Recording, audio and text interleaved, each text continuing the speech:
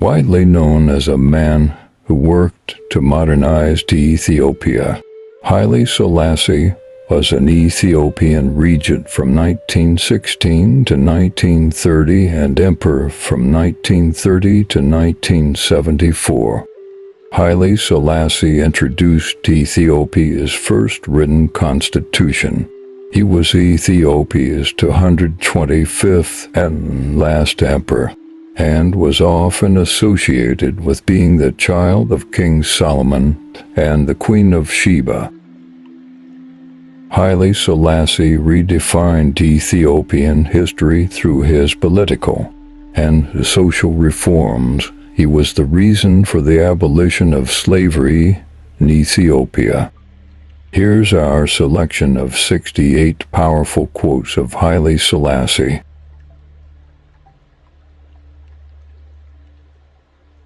Knowledge is power, if it is not applied properly to create. Let there be no doubts, it will destroy.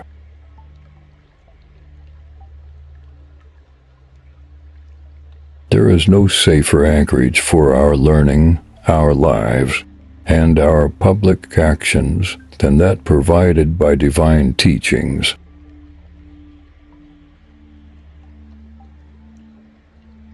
We should accept diversity in culture and tradition and coexist peacefully.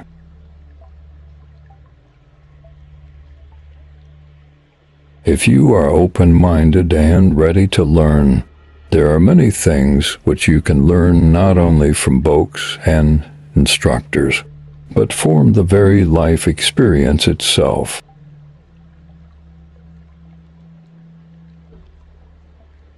Leadership does not mean domination.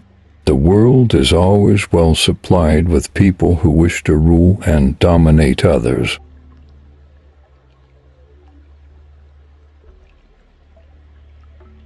There is no power or authority without responsibility, and he who accepts the one cannot escape or evade the other.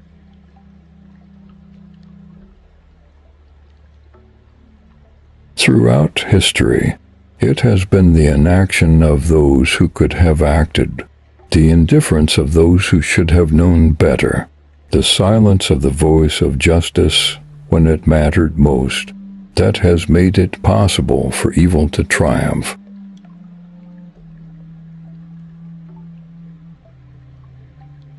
You must always remember that to lead, one must first learn to follow.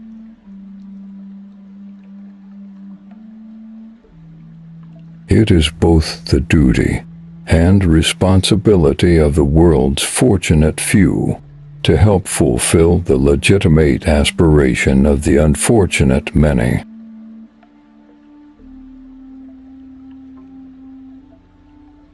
Knowledge paves the way to love, and love in its turn fosters understanding, and leads one along the path of great common achievements.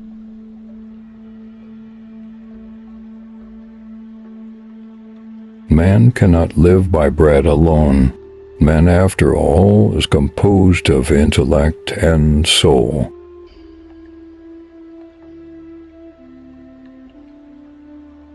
Feel the needs of others more than your own.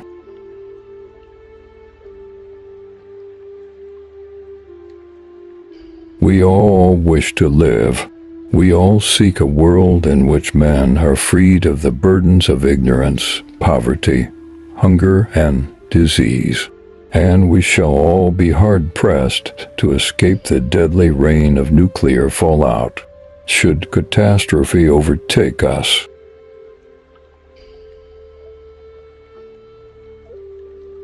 Here is our opportunity and our challenge.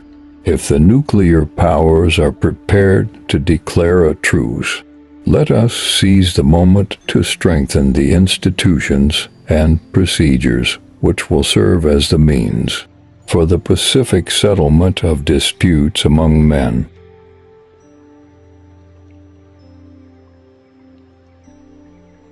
Today I stand before the World Organization, which has succeeded to the mantle discarded by its discredited predecessor.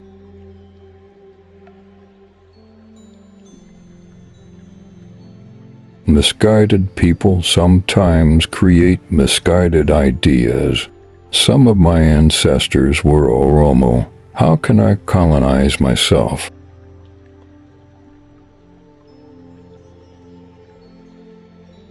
The United Nations continues to sense as the forum where nations whose interests clash may lay their cases before world opinion.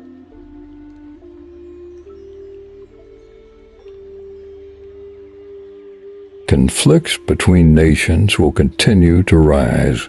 The real issue is whether they are to be resolved by force or by resort to peaceful methods and procedures administered by impartial institutions.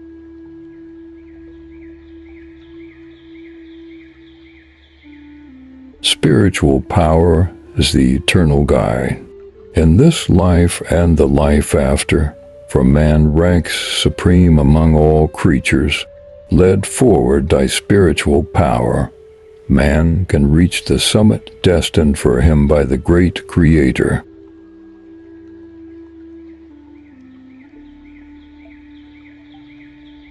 We have decided to bring to an end the most unequal, most unjust, most barbarous war of our age, and have chosen the road to exile in order that our people will not be exterminated, and in order to consecrate ourselves wholly and in peace to the preservation of our empire's independence.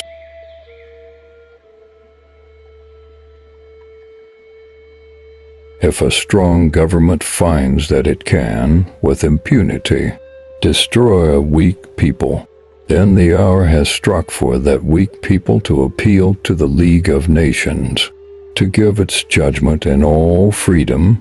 God and history will remember your judgment.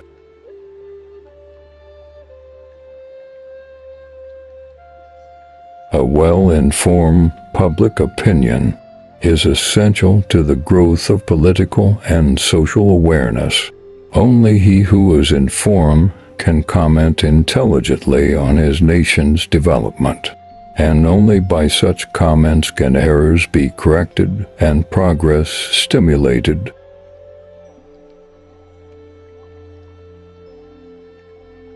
This world was not created piecemeal.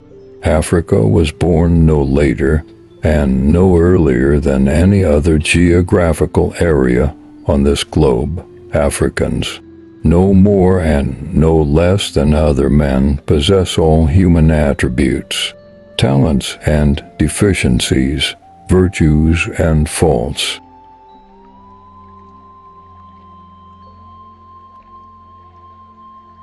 Mahatma Gandhi will always be remembered as long as free men and those who love freedom and justice live.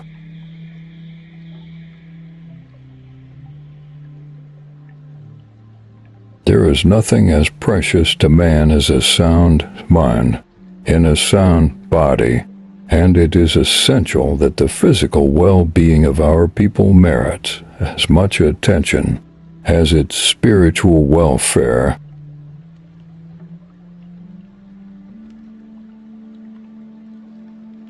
As man's faculty attains higher level of development and sophistication, so do his wants in life.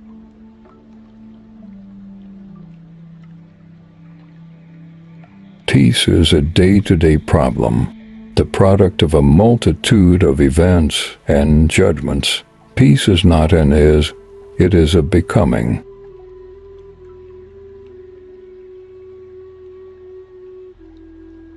A purely materialistic art would be like a tree, which is expected to bear fruit without flowering and to sacrifice grace and beauty for mere utility.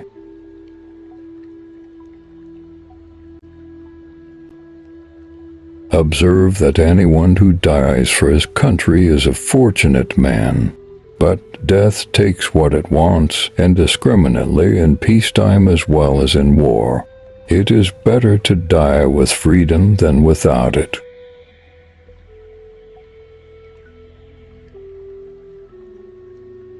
Peace demands the united efforts of us all. Who can foresee what spark might ignite the fuse?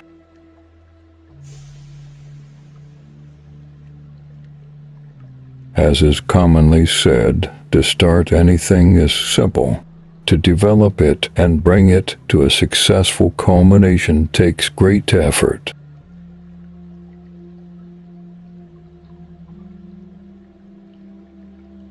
In the history of the human race, those periods which later appeared as great have been the periods when the men and the women belonging to them had transcended the differences that divided them, and had recognized in their membership in the human race a common bond.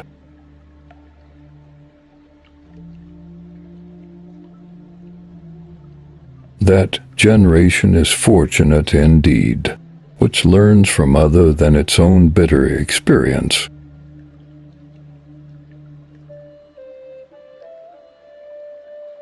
An awareness of our past is essential to the establishment of our personality and our identity as Africans.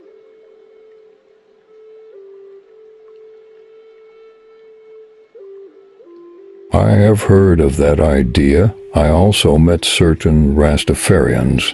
I told them clearly that I am a man, that I am mortal, and that they should never make a mistake in assuming or pretending that a human being is emanated from a deity.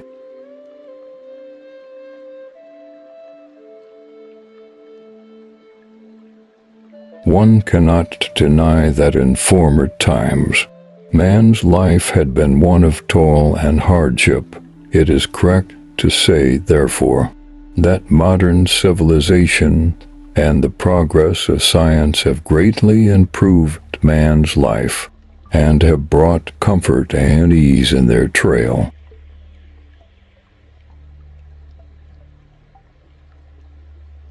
Thousands of years ago, civilizations flourished in Africa, which suffer not at all by comparison with those of other continents. In those centuries, Africans were politically free and economically independent. Their social patterns were their own and their cultures truly indigenous.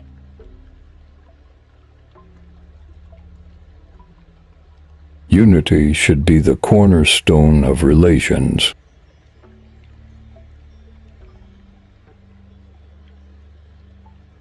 The Charter of the United Nations expresses the noblest aspiration of man.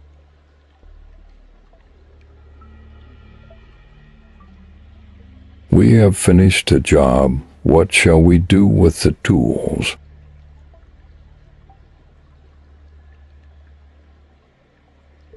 Education develops the intellect, and the intellect distinguishes man from other creatures. It is education that enables man to harness nature and utilize her resources for the well-being and improvement of his life.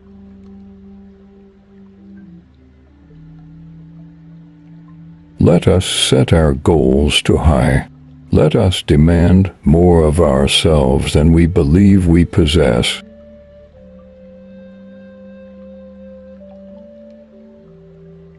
The true leader is a different sort.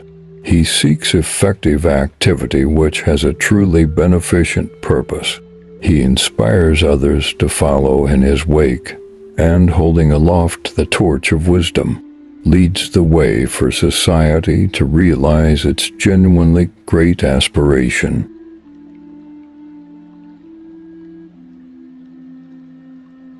Outside the kingdom of the Lord there is no nation which is greater than any other.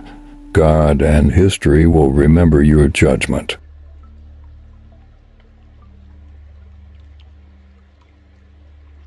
If each and everyone endeavors to cooperate, and work in as much as his capacity permits.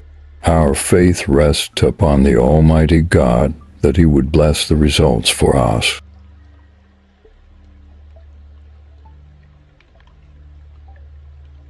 Until all Africans stand and speak as free human beings, equal in the eyes of the Almighty, until that day, the African continent shall not know peace.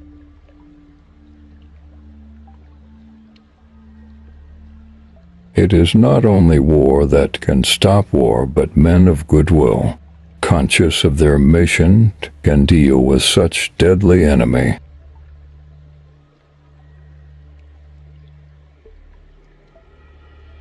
Everyone in all walks of life, regardless of his professional occupation, should feel concerned and play an active role to solve such problems which affect mankind.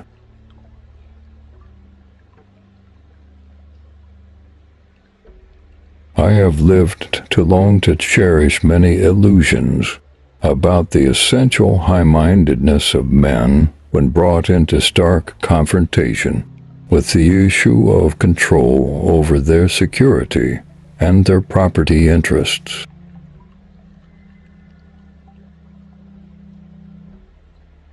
A well-organized education should not be one which prepares students for a good remuneration alone. It should be one that can help and guide them towards acquiring clear thinking, a fruitful mind, and an elevated spirit.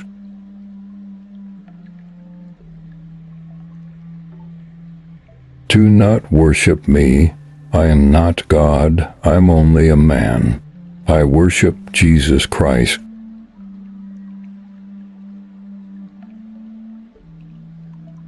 The fruits of one's sweat and mental labor are always rewarding.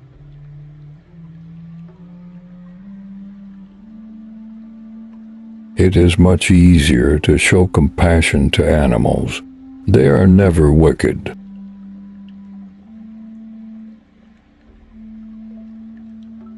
History teaches us that unity is strength, and cautions us to submerge and overcome our differences in the quest for common goals, to strive, with all our combined strength, for the path, the true African brotherhood and unity.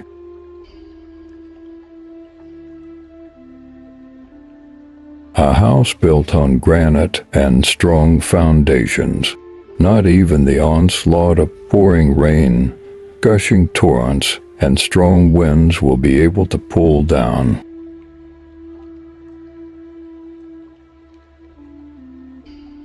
There is always something moving, brewing. There are ambitious people everywhere, wicked people. The only thing to do is to deal with them with courage and decision.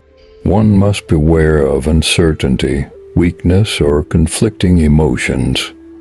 They lead to defeat.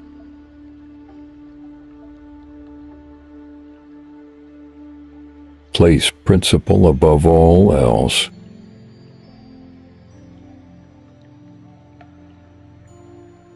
Many discouraging hours will rise before the rainbow of accomplished goals will appear on the horizon.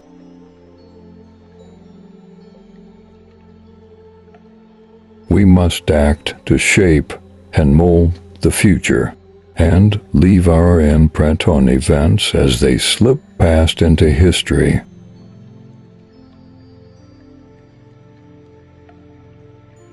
It is important that spiritual advancement must keep pace with material advancement.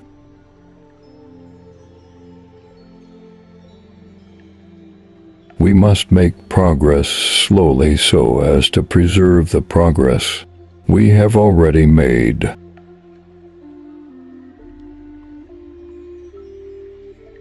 Democracy, republic. What do these words signify? What have they changed in the world? Have men become better, more loyal, kinder?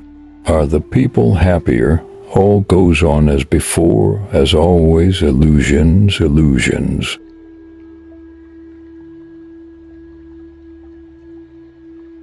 Every laborer is a father, his labor is his child. Choose your project carefully and achieve it worthily.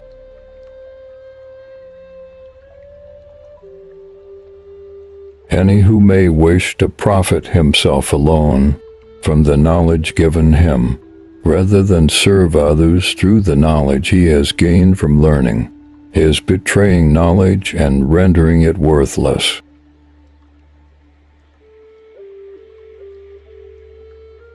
We must become bigger than we have been, more courageous, greater in spirit, larger in outlook. We must become members of a new race, overcoming petty prejudice, owing our ultimate allegiance not to nations, but to our fellow men within the human community.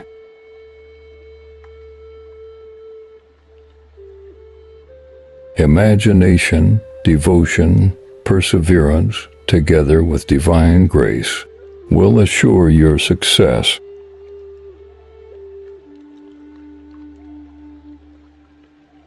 A man who says, "I have learned enough and will learn no further," should be considered as knowing nothing at all.